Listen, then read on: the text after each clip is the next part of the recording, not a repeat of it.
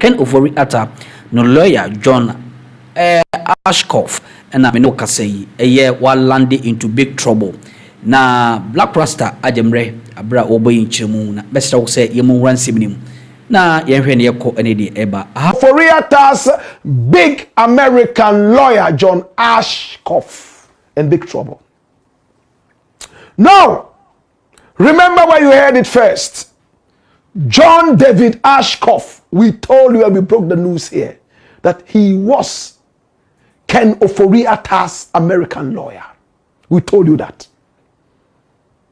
before the Attorney General came to tell you. Okay? Now, we also put on record that this was a former Attorney General from 2001 to 2005. And he's not an ordinary man. He's a singer in the Assemblies of God Church. At the same time, this man here is also a former MP. In America, they call them senators. This man here, my brother, my sister, is also a very interesting guy. He's a university professor of law. And they have established a certain scholarship using his name. They love him and respect him in America. This is the guy. This was the guy who was approached by Ken Ofori Atta after Ken Ofori Atta got wind of the fact that this man was working with the Attorney General of Ghana to have him extradited. Ethically, a lawyer is not supposed to jump ships like that. If I am a lawyer for Kwamina and Kwamina is in a case with Mansa, so Kwamina versus Mansa, I am in the camp of Kwamina. Under no circumstances should I ever be seen to be in the camp of Mansa. Ethically in law, you don't do that. Because it is assumed that you have heard a lot from Kwamina and you can use that information for the benefit of Mansa, the adversary. But this is what this guy has done to us. He was working with the Attorney General to have Ken Ofori Atta brought back to Ghana in extradition. Long before that, the Attorney General, Dr. Dominic Akuritinga Ayine, had told him, hey, there's this guy there called Ken Ofori Atta. I am investigating him. I've realized there's some offshore issues. In fact, he has his dirty fingers in there. And he gave information to this man, a lot of information. And John David Ashkoff was helping to bring down Ken Ofori Atta because he's a former Attorney General and a professor of law. So he knows the ins and outs of American law. And Dominic Akuritinga Ayine believed in him. My brother, when Ken Ofori Atta heard this, and the extradition docket was sent to the American people, Ken quickly went to see this guy and told him, you know what? I know that you are working with my people in Ghana to bring me down. Name your price, I will pay you. He mentioned it. Bam, bam, bam, bam. Big money. He churned out the money, doled it out, spread it on the table like a mat. And he got very, very greedy and accepted it. Right now, their conversations changed. Instead of calling Dominic Akuritinga Ayine and saying that, you know what? This your man. Let's go here, let's go here. We will get him extradited. He started to speak a different language. What did he say? He said, hey, you know what?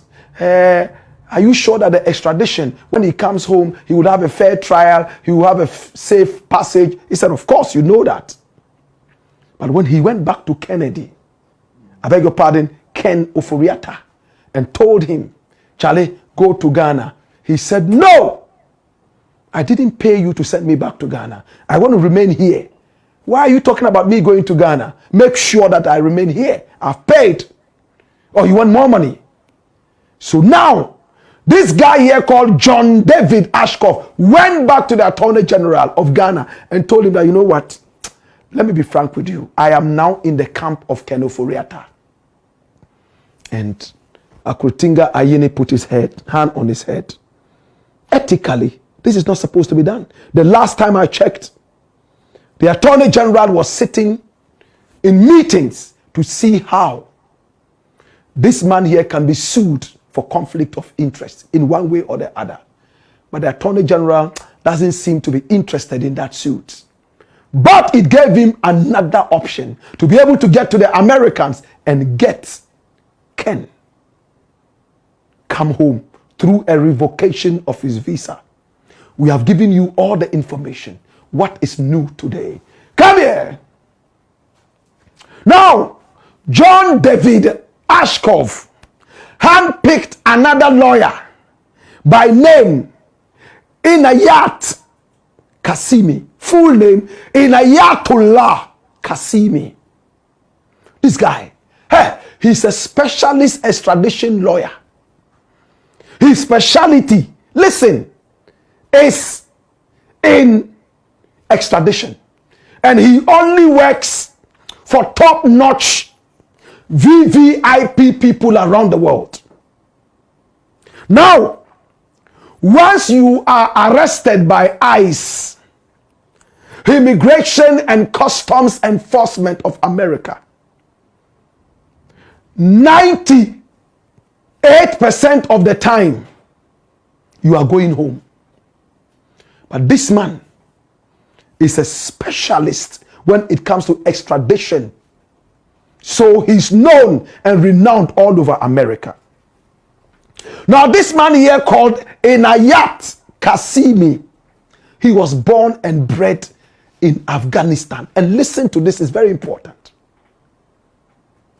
He was handpicked by John David Ashcroft, knowing his pedigree. He says, I have a top-notch client.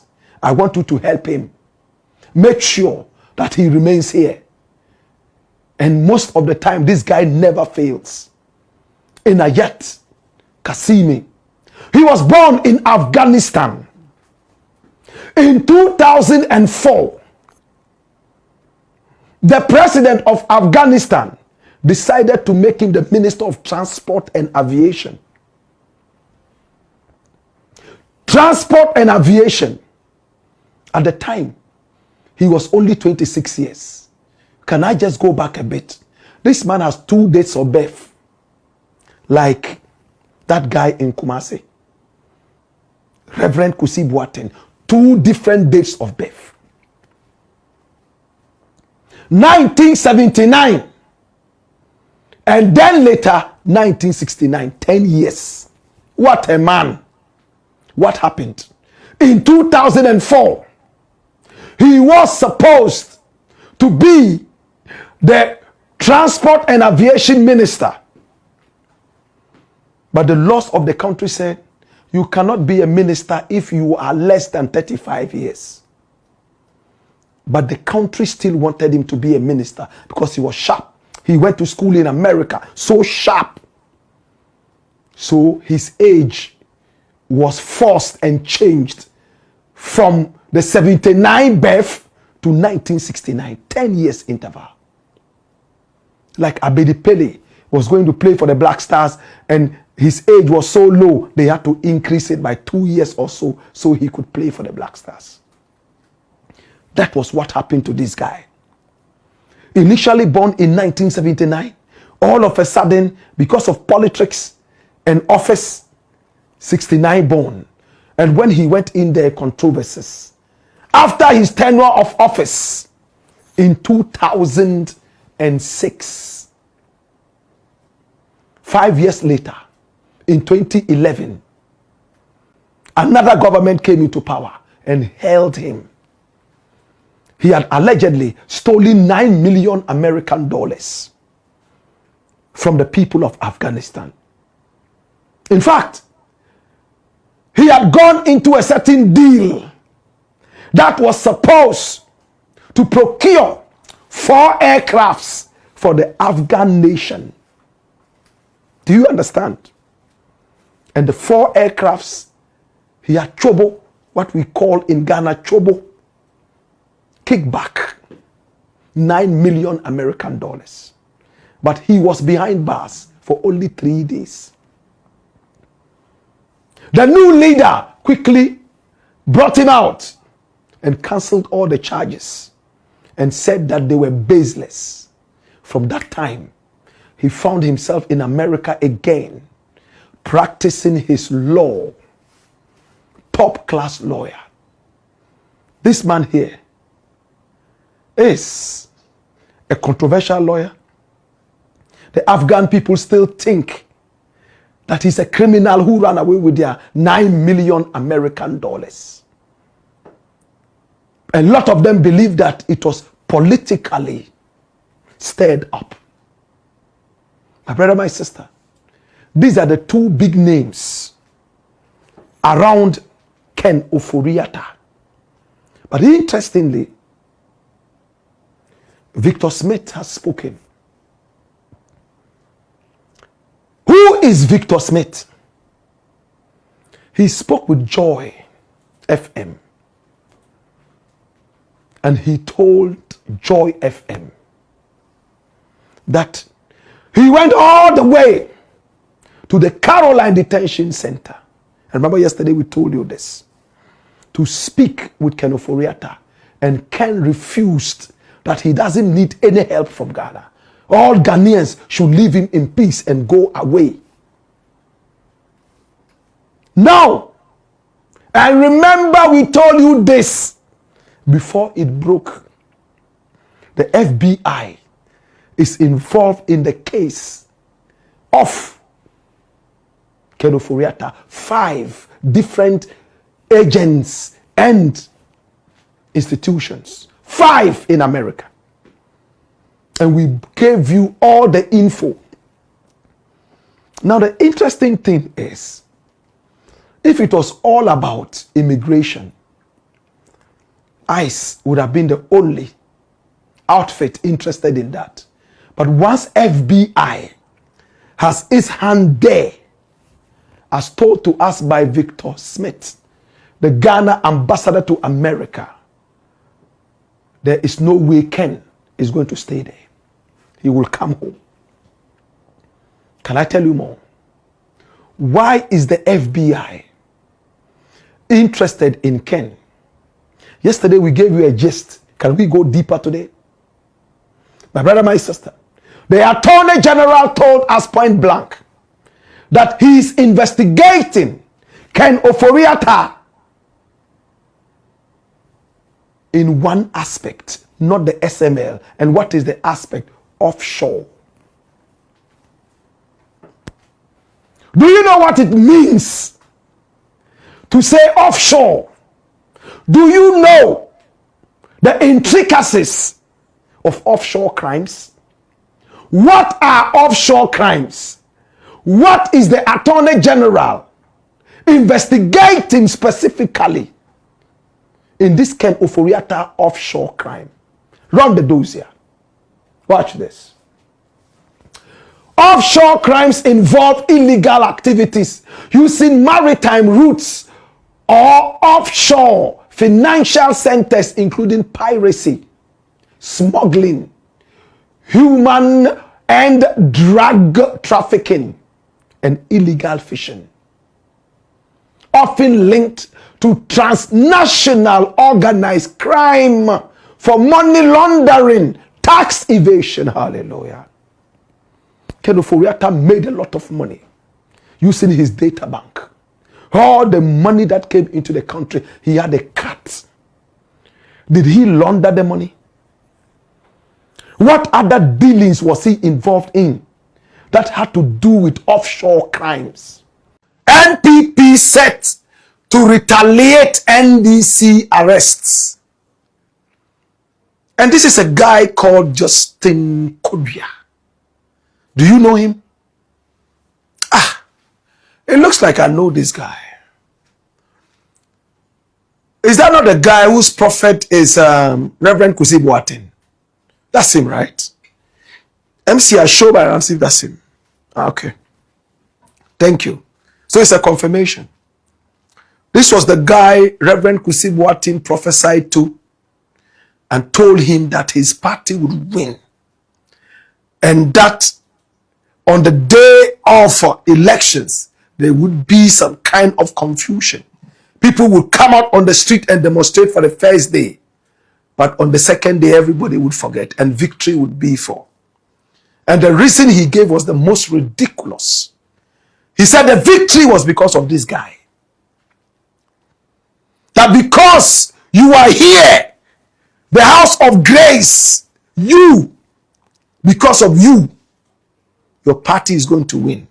After the prophecy, find me the photograph of Reverend Victor Kwesi Boateng, okay? So people will know who I'm talking about. He was my senior at Tia Modern Secondary School, Kumasi. He's a fine prophet. Prophesied in the past, everything came to pass. But he got swallowed by greed and politics. That's what happens when a gentleman decides to become politicized. This is Justin Kodua. After the prophecy, Justin Kodua himself knew that his party had performed so abysmally, so terribly, that breaking the eight was only a fantastic fantasy, a thunderbolt coming from the middle of the ocean. Eish! This is Victor Kwesi Boateng, Prophet Victor Kwesi Boateng. He's a rich dude, but greed. My brother, my sister, made him fall from grace, boom, to the ground. Now he's struggling to patch up. The arrogance with which he even prophesied. You will win. And after the elections, the boys will be separated from the men. Hey! Yabotreo. Hey! Entokwa. Hey! After the prophecy, Justin Kodua himself ran to him and said, Papa, that's how they call him. He knelt down and said, Papa, I'm begging you. If it was a political prophecy you gave, tell me the truth now. Are we truly going to win? Don't prophesy because of me. Are we winning? He said, get up and go. It's not about you are winning. You have won. Can't you see it? Can't you see it in the atmosphere? Moses is standing there. Can't you see Abraham? Elijah is laughing at you. He turned around. He couldn't see Moses. Look, no Elijah. Look, no Abraham. Papa, are you really seeing Abraham? Ah! Fioko. We didn't pray. On a more serious note, my brother, this guy believed that his party would win because Victor Kwesi Boateng always got it right. He didn't know that greed had swallowed his boss. He didn't know that politics had swallowed his boss. Because of his boss's greedy behavior, they collapsed the so-called National Cathedral. He was their secretary, right? The prophets who were all around them all scattered. Duncan Williams packed his bag and baggage from the National Cathedral and ran broad daylight. People we and some of the because watching on the so my man was so jam read as so bad and be remaining. Onia, Ebersign Asmo.